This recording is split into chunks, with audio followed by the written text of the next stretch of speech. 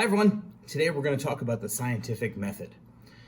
So thousands of years ago, scientists figured out that in order to be able to learn about the world around us and some of the questions that they had about nature and about the way the world works, they would have to come up with a deliberate process to make sure that they were gathering data and using evidence to drive their decisions. And that's what science is. So first day of school, I told you, first time that we had science class, that I don't want you to just learn science. I want you to be scientists in my class. So while I have you as fourth and fifth graders, we're going to learn how to be scientists. And at the heart of being scientists is this, the scientific method. So today we're going to start learning about the steps of the scientific method and how we can use it to do experiments and to learn about the world around us. So you can see this poster right here was made by one of my students a couple years ago. I love it. I love stuff that is made by students. So if you want to create an awesome poster on either the scientific method or something else, if it's good, I'm happy to hang it in my classroom. But let's use this. I just made one small change. So you can see the first step here. My former student had written question, which is kind of true, right? Our first step of the scientific method is to determine a question that we want to answer. But I've changed that slightly to define the problem. So every good science experiment starts with us wondering. It starts with us having a question about nature, about the way things work. And based on that curiosity that we have, we come up with a problem that we want to solve. Now, when we define the problem, we have to think about all different aspects of it. Who does it impact? What are the unintended consequences of us getting involved in trying to solve this problem? There's a lot of things that scientists have to consider, and we're going to practice that over the course of the year. So let's take an experiment like bread mold. Maybe we want to know, why does our bread get moldy if we leave it in a drawer too long? And how can we keep it fresher for longer, right? That's something that I've wondered. I hate wasting money. I hate it when we buy bread and then before I get a chance to eat it, it gets moldy. So I would love to figure out a way to keep it from getting moldy. So that's my problem that I want to solve. I've defined it. The next thing I have to do is I have to do research. And this is the part of being scientists that people don't think about very often. But I need to learn everything I can about that problem.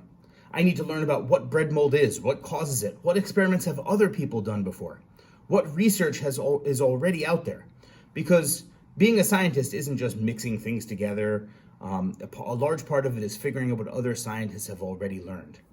We don't want to replicate things that other people already know. So after I do my research and I figure out everything that I can about that problem, I do lots of reading. And we're going to talk a lot in science class this year about what are some good reliable sources that we can use to do that research. But after I've done my research, it's time for me to come up with a hypothesis.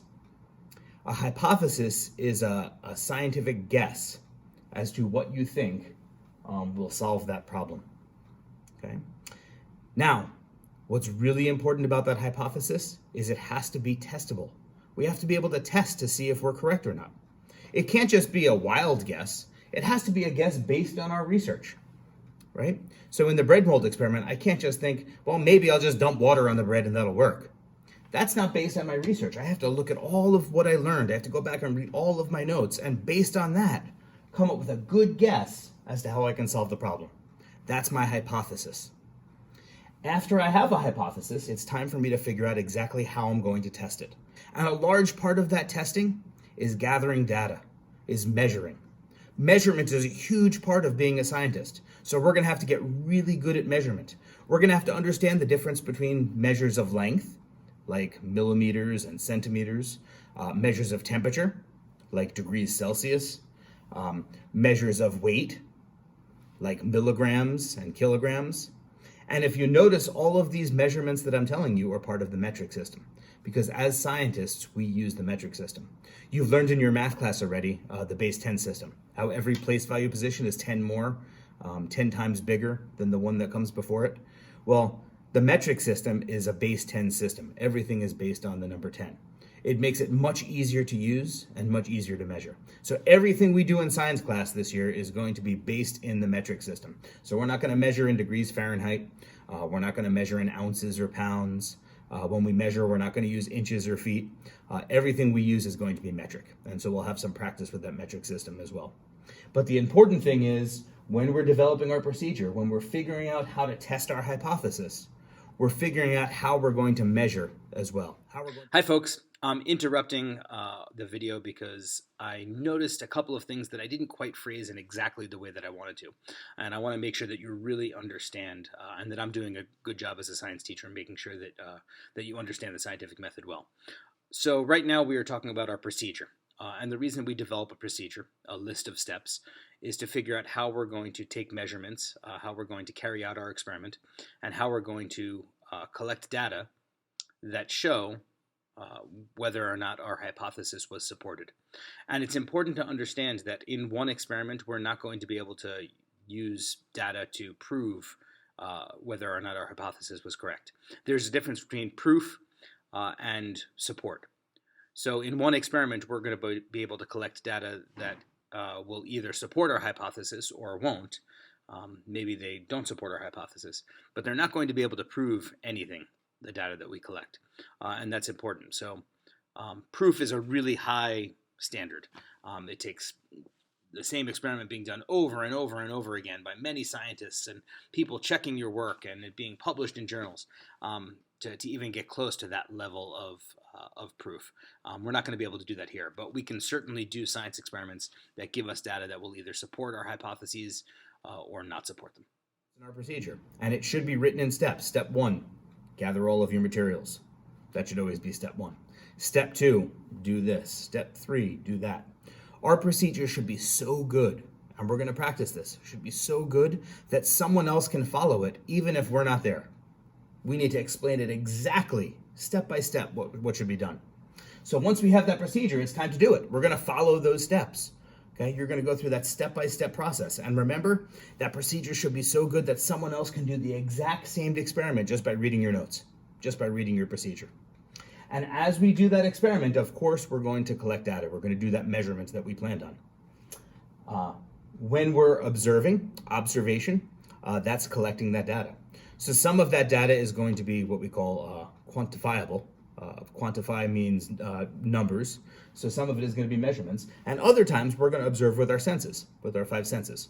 Not all 5. I don't see you tasting too many things in the science lab, but certainly some of the others we might use, right? We might feel if things are rough for certain experiments. We're definitely going to use our eyes, right? It'd be tough to measure without being able to look and read measurements. We're definitely going to use our sense of hearing sometimes, but taste, not so much. Smell, probably not, right? So we're going to make our observations, and then finally, and this isn't the last step, it's just on the bottom. Finally, we're going to, I shouldn't say finally, right? That implies that it's the last thing. This is not the last thing that we're going to do, but it's the last thing on our chart. We are going to look at all of that data we collected, we're going to look at all of our observations, and we're going to draw a conclusion. We're going to figure out what it all means. Sometimes, what we'll have figured out is that our hypothesis was correct. Okay, folks, so I'm jumping in again because I really want to explain this better than I did in the original video. So we're talking about our conclusion and drawing conclusions when we've gone through our experiment, we've conducted the experiment, we've collected data, and now it's time for us to figure out what it all means. So there's usually 3 things that can happen here.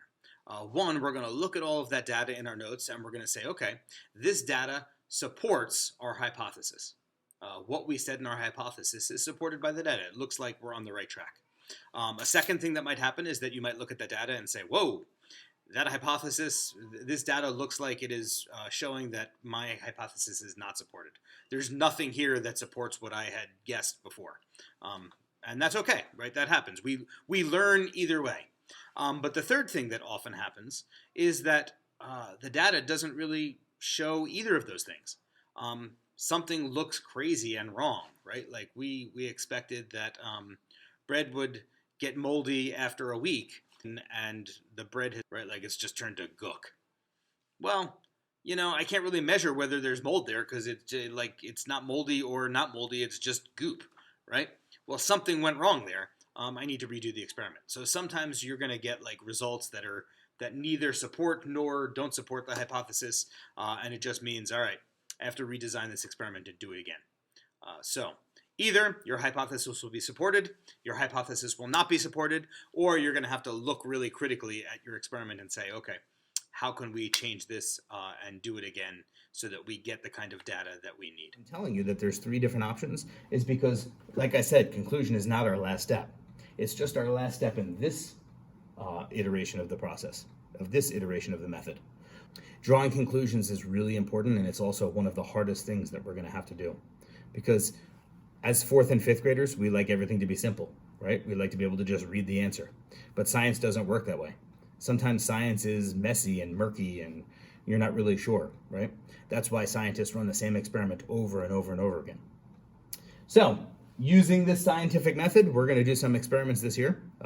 We're going to have experiments coming up very soon for both my 4th and 5th graders. But what you need to know right now is you need to know those steps, what they are.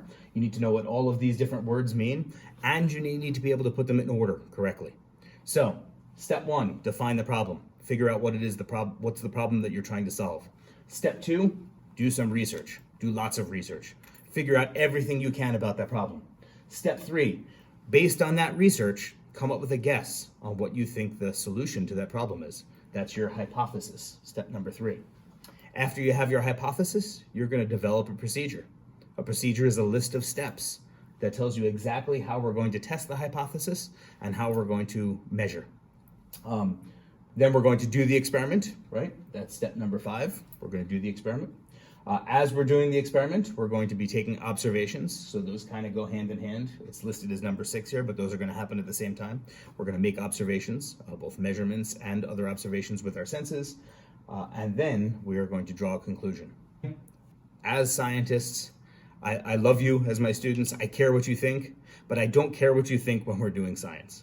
I care what you can prove, right? What can you prove with data that you've collected during your science experiment? So what you've read on the internet, what you think, what somebody told you, all of that is not valid while we're doing a science experiment. What I care is what can you prove with data? What can you prove with measurements that you've collected during your experiment? Okay, so I'm going to be constantly asking you for proof. So measurement is going to be really important. So make sure you know those 7 steps. Make sure you can put them in order. Make sure you know what all of those words mean, because that's going to be the next assignment grade that you're going to get. But more importantly, knowing this is what's going to allow us to be scientists this year. If you have any questions or you missed something, the great thing about a video is that you can rewind it and go back. So go back and learn anything that you missed.